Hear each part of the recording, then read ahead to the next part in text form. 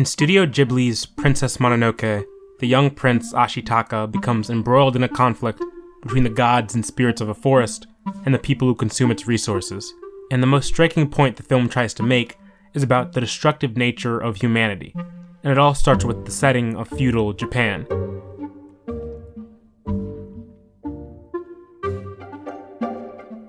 There's a brutality of the world revealed to us in the film. The massacring of villages, a land consumed by demons and apparitions, constant threats of war or sickness or starvation, and they all point to an entire world that is cursed.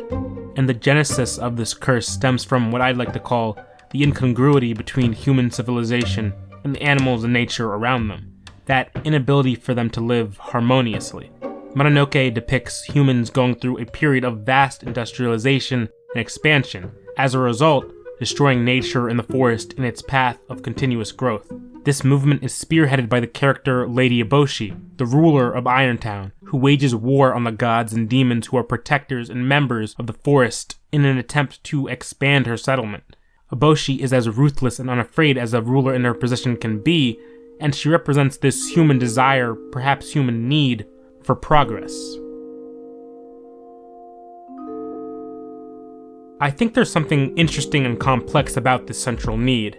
As humans, we have this internal machination that moves us towards improving ourselves and our society, as our technology rapidly expands and develops. But I think this central need is augmented and seen as more dire due to our perception that nature, on the other hand, is perpetually in stasis. There seems to be a mindset, a belief system that tells us while humans and our technology rapidly expands, exponentially bursting at the seams, nature just quietly hums along, not doing too much of anything. So mind-numbingly off pace to our own faster industrialization sensibilities. This is simply untrue. Nature evolves just like we evolve, shaping and shifting to its own changing inner clock, having to adapt for the sake of primal survival. So where does that incongruity lie then? Well, it lies in nature having no bias, no ulterior motive or passion outside of its preordained bounds, while we unfortunately do.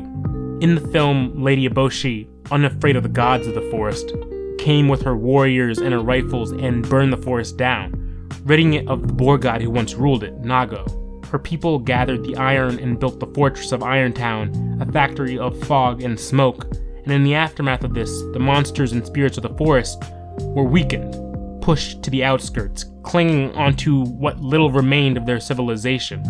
But rather than bow down, they continued to survive off sheer willpower, attempting to plant trees, trying to turn the mountain of Irontown back into the forest again, back into their home. Irontown for Lady Eboshi is a machine of weapon expansion and war. All she knows, all she understands is industry. The lens through which she views the world is one clouded by personal achievement and greed. As we've industrialized and grown as a civilization, our time has seemed to become unsynced from nature's time. And I think, as a result of that, in our haste, we often demonstrate an inability to use foresight. In the film, Lady Eboshi kills the forest spirit in order to give it to the Emperor for protection from a rival lord. The Emperor believes the head of the spirit will grant him immortality. Lady Eboshi is unafraid of the gods, battling the forest spirits without considering the repercussions of her actions, without truly understanding how integral nature is to her town's own survival long term. A concept that mirrors our own selfishness in dealing with our fears concerning the health of our world, what with climate change and deforestation and the burning of fossil fuels. But there's a complexity to our fight as well, conflicting levels of importance, and the film delves into this. Lady Eboshi isn't just ruthless, she is in part compassionate. She's an innovator and a protector. In Irontown, she has given the outcasts of society a refuge. Lepers are employed to help with the manufacturing of firearms. Girls who once worked in the brothels now work the iron bellows. They are fed in a place where men don't bother them. Everyone in Irontown is given a purpose, albeit a purpose that serves the needs of Lady Eboshi and her machine of industry, and thus all aid in the physical battle against nature. And that's the central theme in Mononoke, this idea that since nature has manifested itself into something fightable, something resembling humans, animals and gods that talk and breathe life into a force of nature that doesn't usually have a voice, that force is now defeatable. And that physical battle against nature embodies our own actual battle, one of those major perceptions concerning the battle being the futility of the fight. The Boar clan is led by the blind god Okota, who plans to attack Irontown in an attempt to save the forest. But what we know immediately before they even charge into battle is that they'll surely lose. Okota is told this before they go into battle, but in spite of this, he charges to fight the same, his followers literally following him blind into the fray. There's something that speaks to this fighting despite the futility of it, despite the inevitable.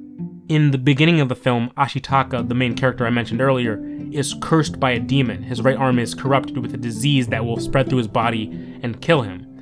But despite this preordained destiny that's been set upon him, this inevitable death he must prepare for, he fights the same, for a greater purpose outside of his own impending doom. Not for his own sake or safety, but for hope, for the safety of others, for a belief in a harmonious relationship, attempting to give answers to the question, why can't the humans and the forest live together?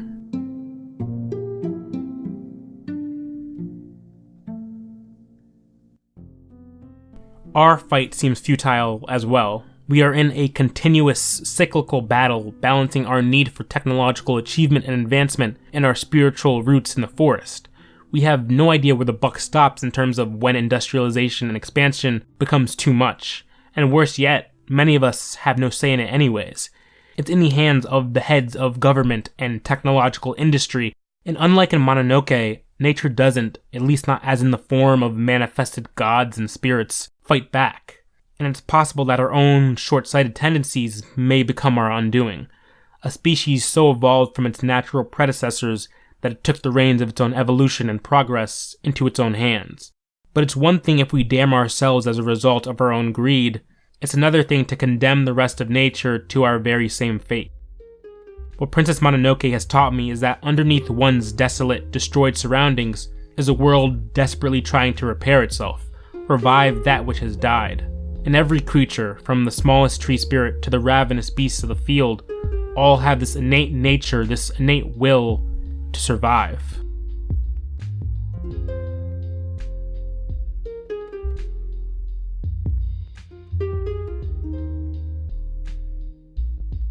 Mind Theater is a solo effort produced and written by me, Eo Akingbade. To subscribe, look for Mind Theater on Spotify, Apple Podcasts, or wherever you get your podcasts. For updates on the show and upcoming episodes, follow Mind Theater Pod on Twitter.